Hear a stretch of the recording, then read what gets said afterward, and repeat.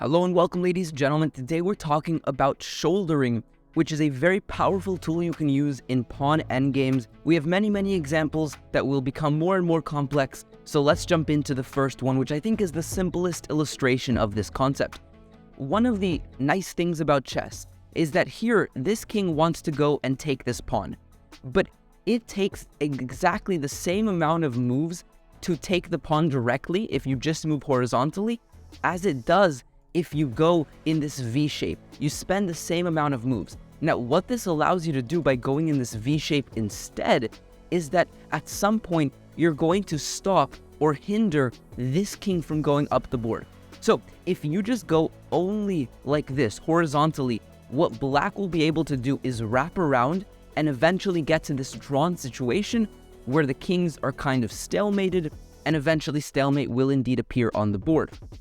So what you do instead is you go in this V shape, and eventually, oh no, this king wants to continue wrapping around like we just saw, but it can't. It's obstructed by the opposing king. You're using your king not only as a means to get a very specific job done, but you're also using it as an offensive piece to stop the opposing king. And if the king now wants to come this way instead, well, that is a far less effective approach because you don't have any ways to wrap around now. It's way too slow, and white will be able to win on the next move.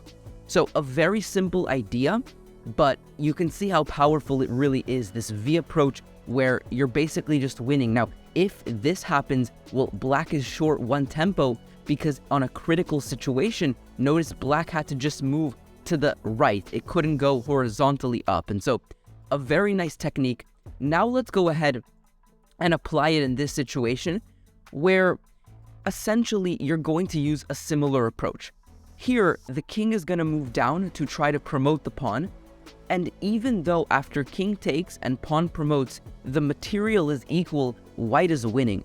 But they're only winning if you use the technique of shouldering. If you just go directly for this pawn, unfortunately, it's just going to end up as a draw because the king is going to have access into the position. What you do after they take the rook is you go king to g3 and directly stop and make this approach for the king inaccessible. Now the king doesn't have a way to go into the position further and make progress. And you might be wondering, okay, but what is your king doing here? Doesn't it want to go take the pawn? No, there's other ways for you to make progress. What you can namely do is push your own pawn further up the board. You go f4, and then you go f5. Now, you don't want to go f6, which would give this king away into the position. You continue shouldering the king. And so, again, you're taking away critical squares. Now it cannot vertically go up. It has to move a little bit to the side, which would cost it valuable time. And so, again, you essentially mix a technique of shouldering the king while pushing your pawn. So in the resulting position, your king can take this pawn much faster while simultaneously coming back and defending this pawn, which it wouldn't be able to do if it was back at its starting square. So by pushing the pawn up, you're making good progress while still stopping the opponent from having any way to make progress. So it's kind of this idea that you kind of stop your opponent's idea while simultaneously progressing your pawn, and you end up winning very simply. Now we have two more examples which are very similar in nature. They're actually very similar to the one that we just saw. White wants to go b4, push the pawn up, because then again, once the kings race to this side of the board, the white king will be able to take this pawn and very quickly come back to support its own pawn. If the pawn was back here, when the race begins, for example, something like this, the race begins, but the issue is that if this king comes this way, the black king is now way closer to the pawn and this king is farther away. So that goes to show that you want your pawn to be on b4, but you can't just waste the tempo on b4 here because the king is going to come into the game.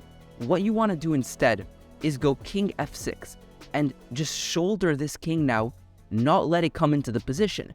Now, what's the ideal? Well, it's very clear. Eventually, you're going to shoulder the king more and more to a point where it won't be able to make progress, and that's your key to now push the pawn, make your one move of progress, and now you can continue shouldering it, or at this point, just abort this idea and come straight to the pawn, because again, it's closer to your vicinity.